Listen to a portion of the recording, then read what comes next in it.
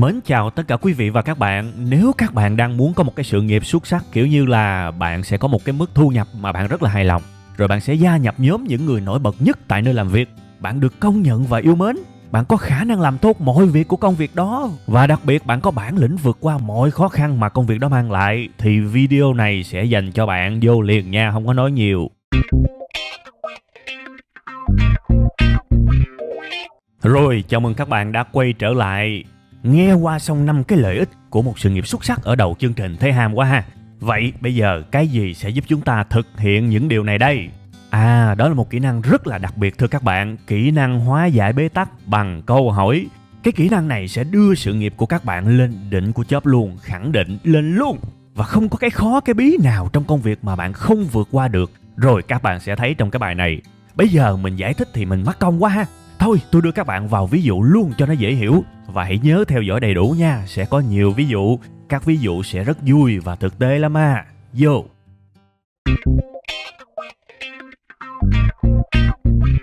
Rồi, đây là cái ví dụ số 1, minh họa cho cái sự vi diệu của kỹ năng hóa giải bế tắc bằng câu hỏi. Trên màn hình của các bạn là anh Nguyễn Văn Lọt. Nickname của anh là Lọt Lẳng Lơ. Lọt Lẳng Lơ đang công tác tại một công ty nông sản tên là Trái Cây Mọng Nước. Slogan của công ty này là tại đây có bán trái cây, mà thôi bỏ qua cái chuyện slogan đó đi. Tại công ty Trái Cây Mọng Nước, Lọt làm cho phòng tiếp thị. Công việc chính của anh là viết bài quảng cáo cho công ty này. Nôm na là viết sau đó cho người ta biết là ăn trái cây là tốt, và sau đó hãy mua trái cây từ công ty Trái Cây Mọng Nước này đi. Phòng tiếp thị mà anh Lọt đang làm có tổng cộng 7 người, bao gồm một người sếp tên Khải, một người anh tên là Bình Già, tại vì anh này là người cao tuổi nhất của cái phòng này, và 4 bạn khác. Trong 4 bạn khác này, hãy chú ý tới cái người đang ngồi ngay sát bên cạnh anh Lọt Lẳng Lơ. Anh này tên là Trần Văn Chọt. Cái nickname trên mạng của anh là Chọt Chan Chứa. Chọt Chan Chứa làm công việc y hệt như anh Lọt Lẳng Lơ, cũng là viết bài cho Facebook của công ty. Một tháng có 30 ngày thì anh Lọt viết vào ngày chẵn và anh Chọt viết vào ngày lẻ. Rắc rối bắt đầu phát sinh khi anh Chọt làm việc quá chậm. Vào ngày mà lẽ ra anh Chọt Chan Chứa phải đăng bài thì anh lại làm không kịp.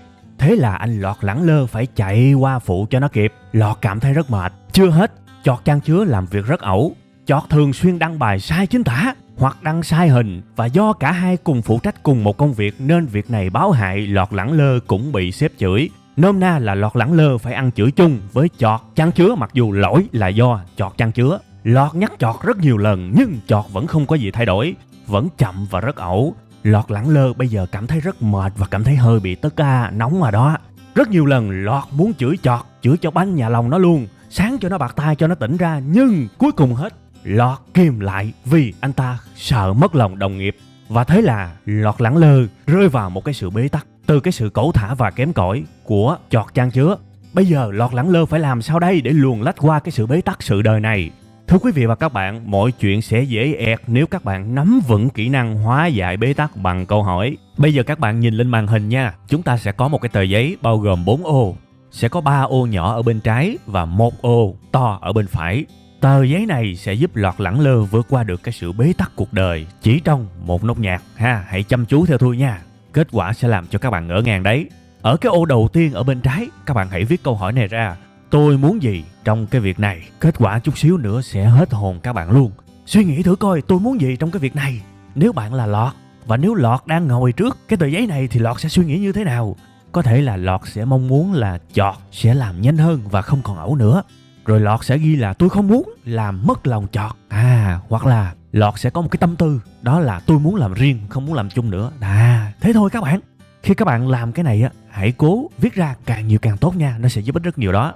Bây giờ xong cái ô số 1, mình qua cái ô số 2. Ô số 2 các bạn ghi một cái câu hỏi, đó là nguyên nhân gây ra vấn đề là gì? Nhớ theo tôi nha, nó sẽ đẻ ra rất nhiều giải pháp mà các bạn không ngờ đâu. Hãy làm theo tôi đi nha. Thì suy nghĩ tới, suy nghĩ lui, suy nghĩ ngược, nguyên nhân gây ra vấn đề là gì? Thì lúc này anh Lọt Lẳng Lơ anh ghi ra được vậy như sau.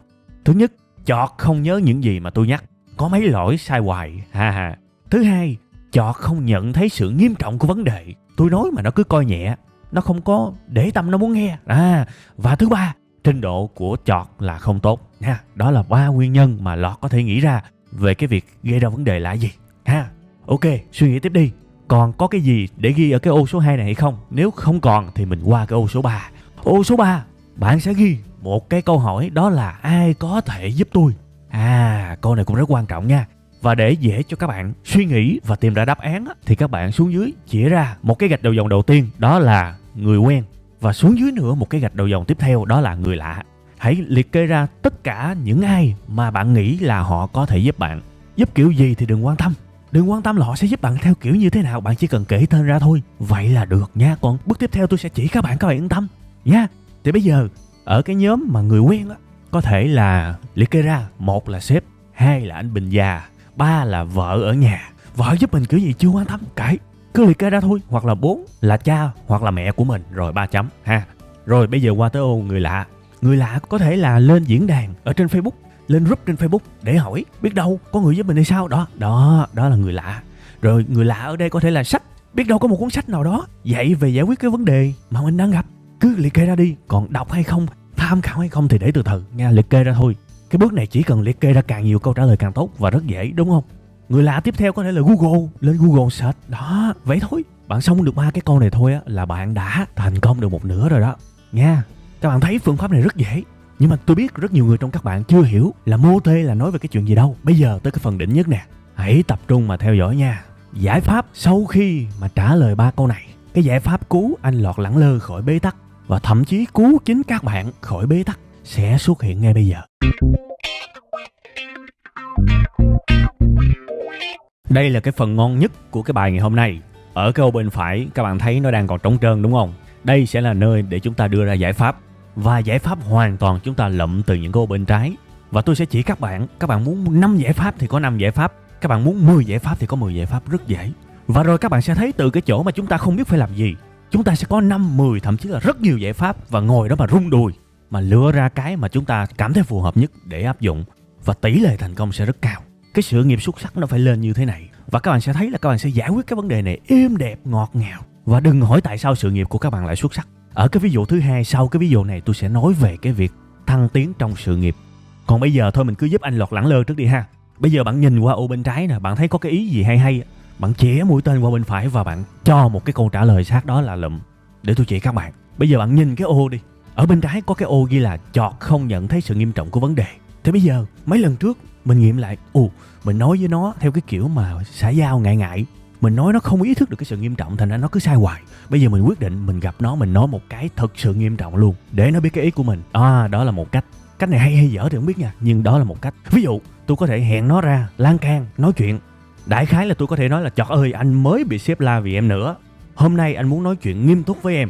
Anh muốn em cẩn thận hơn và không được sai hình và sai chính tả nữa. Nếu mà cứ như thế này chắc chắn anh sẽ sinh ra làm riêng. Anh không làm chung bộ phận với em nữa. Và khi đó em sẽ là người duy nhất chịu trách nhiệm cho cái sai của em. Đó, ví dụ vậy. Nói một cái nghiêm túc cho nó nghe.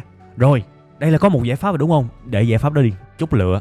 Bây giờ mình nhìn qua tiếp cái ô bên trái coi cái nào ngon lành nữa không. Chỉ mũi tên qua và kiếm một cái câu trả lời giải pháp dựa trên cái ô bên trái đó. Ví dụ, có một cái ô, đó là ai có thể giúp tôi. Ở dưới có cái thông tin là sếp Khải. Tại sao mình không liên hệ với sếp và nhờ sếp giúp? Bắt đầu mình ngồi mình suy nghĩ. Thế là mình nhắn tin cho sếp. Tại vì nói chuyện với sếp dễ bị cái vụ mà rung lắm. Quyết định nhắn tin cho sếp thì mình có thể nhắn như thế này: anh Khải ơi, có việc này em mong anh xem xét giúp em. Chuyện là Chọt dạo này hay làm chậm và hay sai mấy lỗi vặt quá anh. Em có góp ý em nói nhiều lần nhưng vẫn không cải thiện. Anh có thể giúp em nói với Chọt một tiếng được không anh? Em bí bách quá mới tâm sự với anh, nhưng anh cũng đừng nặng tay quá với thằng Chọt nha anh. Trừ mấy lỗi này thì nó dễ thương và tố tính lắm. Em cảm ơn anh. Đó, trời ơi, nhắn một cái tin như vậy nhẹ lòng luôn các bạn. Tại bây giờ mình nhờ sếp nói cho mình một tiếng, cái tiếng nói của sếp nó nghiêm trọng, nó có trọng lượng hơn chứ, đúng không? Và đặc biệt là mình cũng thòng thêm một câu để mình cứu nó, chứ để sếp trảm nó, tội nghiệp nó. Đó, thì mình thấy mình vừa làm đúng trách nhiệm mà mình vừa nhân đạo với nó nữa, đúng không? Mặc dù cái lỗi này đúng ra là nó rất đáng bị phạt đúng không? Đó, các bạn thấy chưa? Ra giải pháp rồi. Đây chỉ mới là cái option thứ hai thôi, còn nhiều. Các bạn thấy thú vị không? Bởi tôi nói ví dụ là vậy nha. Các bạn thấy hay, các bạn cho tôi một like cái coi như cho nó vui. Bây giờ qua tiếp cái option thứ 3. Dễ lắm, các bạn cứ lấy từ bên trái chỉ qua bên phải là nó ra option liền. Có một cái chỗ mà tôi ghi ở bên cái ô bên trái là có mấy lỗi sai hoài. Thì bây giờ mình tư duy đi, làm sao để không sai nữa, làm sao để không bị nữa, cứ mấy lỗi sai riết nhắc hoài chán. Thì cuối cùng tôi nghĩ ra được vậy. Tôi gọi thằng Chọt ra, tôi nói, hay là tôi sẽ nhắn tin với nó là vậy: Ê Chọt, anh thấy mày Cứ sai miết mấy cái lỗi chính tả hoặc là thiếu hình, sai hoài à. Bị chửi riết cũng ngại chứ mày. Từ bữa nay nè, tao thống kê lại luôn rồi nè, mày coi nè. 1 tháng mà mày sai 5 lần, mày nhìn đi. Tao chụp màn hình lại cho mày coi luôn đó. Thôi, bây giờ tao có ý như vậy.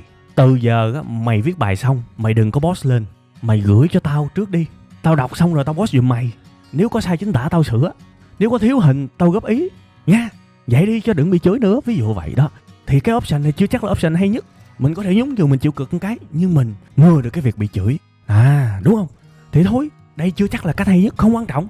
Cái tôi cần là một cái option. Thì bây giờ đã có tới option thứ 3 rồi. Thấy chưa? Rất nhiều cách hay. Rồi bây giờ tới option thứ 4. Nhìn vô danh sách những người có thể giúp mình. À, có một ông anh già tên Bình ở trong cái phòng này. Anh Bình già nhiều kinh nghiệm á. Mình có thể có cái option này là rủ ông đi cà phê, rồi sau đó ngồi đó tâm sự với ông. Anh ơi, chuyện làng giày, thằng chọt chăn chứa nó cứ vậy riết á. Anh lớn tuổi, anh nhiều kinh nghiệm, anh có lời khuyên giùm em không? Ví dụ vậy, anh cho em vài góp ý. Biết đâu đấy ông nói là trời ơi, cái chuyện này đối với tao là chuyện nhỏ, mày để tao nói nó cho. Đó, thí dụ vậy. Trời ơi, tự nhiên cái ổng nói được câu đó cái mình mừng nha kêu. Các bạn thấy không? Từ cái ô bên trái á, tôi chỉ lấy ra vài ý thôi mà nó ra 4 cái option rất là ngon ở bên phải, đúng không? Quá trời idea luôn, quá trời ý tưởng luôn. Từ bế tắc trở thành ngập ngụa trong ý tưởng nha. Ở đây chưa tính rất nhiều cái ô mà không có thời gian minh họa cho các bạn đó. Ví dụ như là hỏi người lạ, hỏi diễn đàn, làm một cái nick ảo lên Facebook, post y cái tình huống này luôn. Biết đâu đấy trong đó có nhiều sếp, nhiều nhân viên họ trải qua cảm giác này rồi, họ chỉ bạn sao, đúng không? Và bạn sẽ có nhiều cách giải quyết rất hay, đúng không? Đó, các bạn thấy không? Không còn bế tắc nữa, không có cái gì vượt qua không được hết. Và đương nhiên là các bạn lưu ý nha, các bạn không cần thiết phải làm hết những cái này nha. Các bạn ngồi đó, các bạn rung đùi, các bạn lựa ra cái cách mà các bạn nghĩ là hay nhất, rồi các bạn làm. Và các bạn rất ngon một cái, nếu cái option số 1 không hiệu quả, mình chơi option số 2, chơi option số 3. Trời ơi, ngập ngụa trong ý tưởng luôn. Sướng chưa? Nha, làm ơn nhớ, chỉ cần cái tờ giấy này thôi, cố gắng ngồi suy nghĩ là cỡ nào cũng ra hết. Và đương nhiên các bạn có thể tải cái tờ giấy này hoàn toàn miễn phí. Tôi vẽ sẵn cho các bạn luôn á. Các bạn vào cái trang web là w5n.co/số 3 để tải cái này về nha. Ok, như vậy là ví dụ đầu tiên xin phép được dừng lại.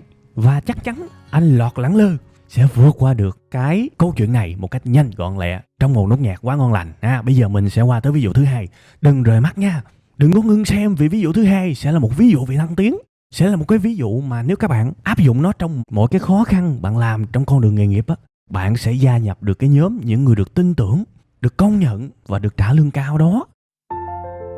Trước khi mà qua phần tiếp theo, tôi mong các bạn giúp chúng tôi bằng cách bấm vào nút like ở bên dưới cái video này nếu các bạn thích nó, hoặc là nút dislike nếu các bạn không thích, và các bạn cứ thẳng thắn nha. Cái việc này thực sự rất ý nghĩa với chúng tôi, tại vì tôi cần nhìn vào số liệu thích hoặc là không thích này để mà chỉnh sửa, để mà hoàn thiện, và những cái video sau nó sẽ hay hơn video trước. Nếu các bạn thấy video sau mà hay hơn cái video trước á, chắc chắn cái người góp một phần vào đó là các bạn, thông qua cái việc bấm thích hoặc là không thích nha. Các bạn giúp tụi tôi nha.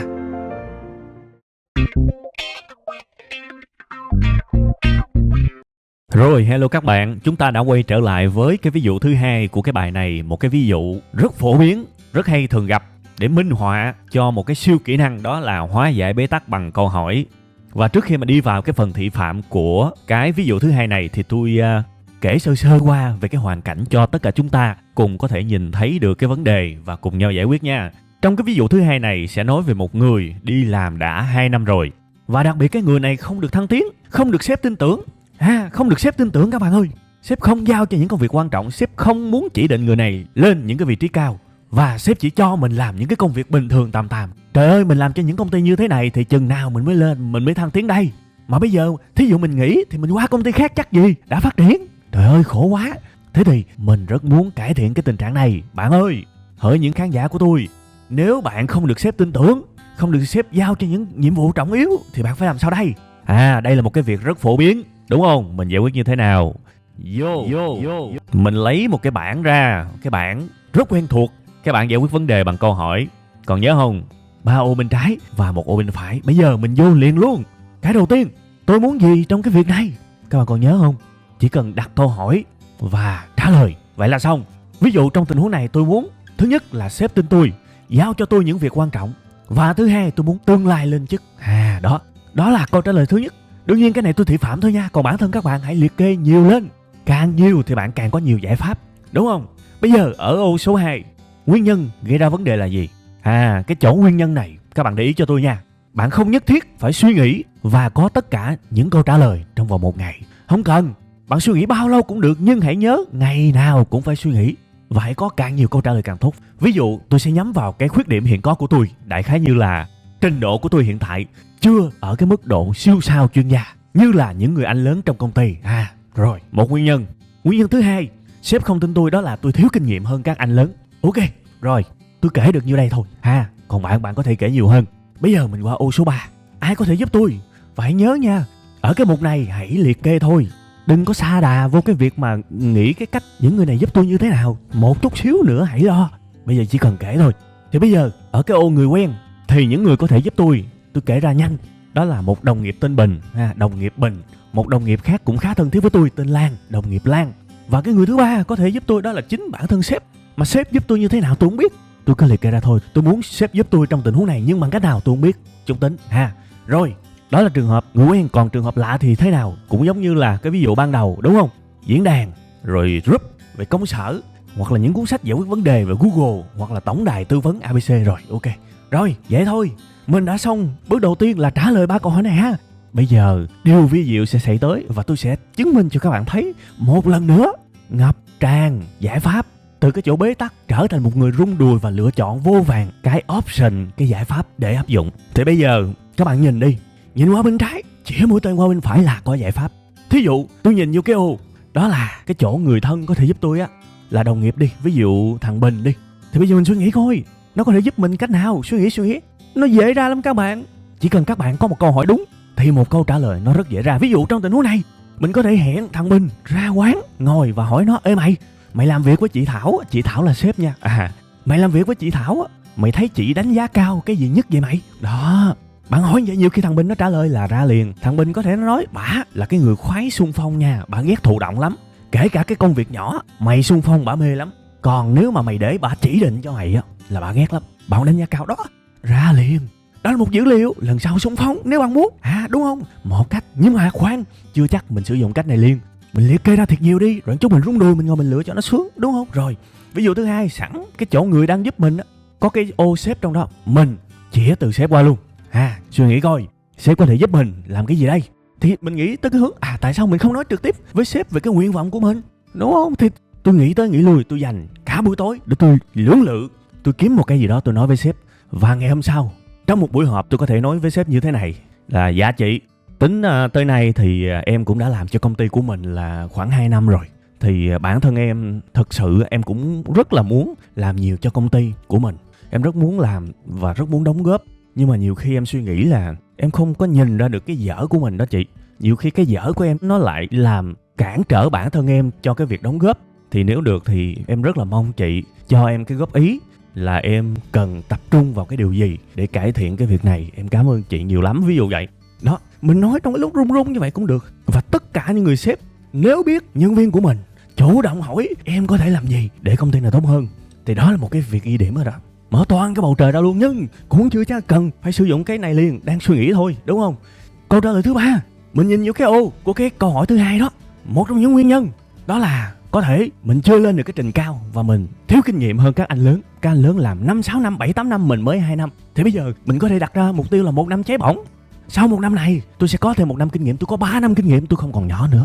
Và đặc biệt 1 năm này tôi sẽ học rất nhiều, tôi học điên, học khùng, học dại, tôi nâng khả năng tôi lên. Và tôi làm được rất nhiều chuyện khó. Tôi sẽ bắt kịp về trình độ với các anh lớn. Đó, thế là mình có option thứ ba. Các bạn thấy không? Dễ như lòng bàn tay luôn. Bạn chỉ cần biết liệt kê ra ở bên trái, bạn chĩa qua bên phải là nó ra. Bạn thấy không? Bây giờ có 3 ý tưởng ở đó. Và tôi tin chắc luôn nếu bạn quản lý nào, bạn giám đốc nào mà đang xem cái cách này cũng sẽ hài lòng nếu có một nhân viên như thế. Chắc chắn luôn. Đó, ở đây là chưa nói tới những cái tình huống giống như là từ người lạ đi, ví dụ sách đi. Các bạn có thể lên Google, các bạn gõ sách thăng tiến sự nghiệp. Nó ra rất nhiều, mua về đọc đi. Đọc xong, lĩnh hội xong, có thể bạn sẽ suy nghĩ khác vì bạn đã nạp được vô những kiến thức, những tri thức. Đó, các bạn thấy không? Làm hết đi, rồi bắt đầu ngồi lựa, cái nào hay, tôi làm trước. Thì chắc chắn mỗi bế tắc sẽ vượt qua. Và sự nghiệp của các bạn không thăng tiến mới lạ. Nhớ nha. Trời ơi, đó là ví dụ thứ hai đó, nhớ. Các bạn đừng quên nha, chương trình của chúng ta sẽ được phát sóng hàng tuần vào 7 giờ tối thứ Bảy. Để xem rất đơn giản, các bạn bật YouTube, sau đó gõ từ khóa web 5 ngày và xem cái video nằm trên cùng. Rồi, hello các bạn, như vậy là tôi đã vừa mang đến cho các bạn cái ví dụ thứ hai. Thực ra tôi còn định mang thêm một cái ví dụ về khởi nghiệp nữa, nhưng mà thôi bài này dài quá rồi. Và tôi biết là các bạn không thích video dài, thì thôi, nếu các bạn thực sự muốn tôi làm tiếp cái việc áp dụng cái kỹ năng này vào cái việc khởi nghiệp lớn nhỏ gì không biết, miễn là khởi nghiệp đi, đúng không? Thì các bạn comment cho tôi biết. Tôi sẽ đếm cái số lượng comment, nếu thực sự nhiều bạn có nhu cầu làm cái clip đó thì tôi sẽ làm nha. Còn thôi cái bài này nhiêu đây, thời gian là đủ rồi ha. Bây giờ chúng ta sẽ tạm chia tay nhau ha, và chúng ta sẽ gặp lại nhau vào 7 giờ tối thứ Bảy tuần sau nha. Nhớ 7 giờ tối thứ Bảy lên YouTube gõ web 5 ngày thì cái video đầu tiên là cái video mới nhất đó. Và trong thời gian chờ đợi, các bạn có thể nhìn ở trên màn hình đó là những cái video mà thuật toán của YouTube nghĩ rằng nó vô cùng phù hợp với các bạn và có thể làm cuộc sống của các bạn tốt hơn. Thì hãy bấm vào video đang hiện ở trên màn hình để xem những bài tiếp theo nha. Bye bye.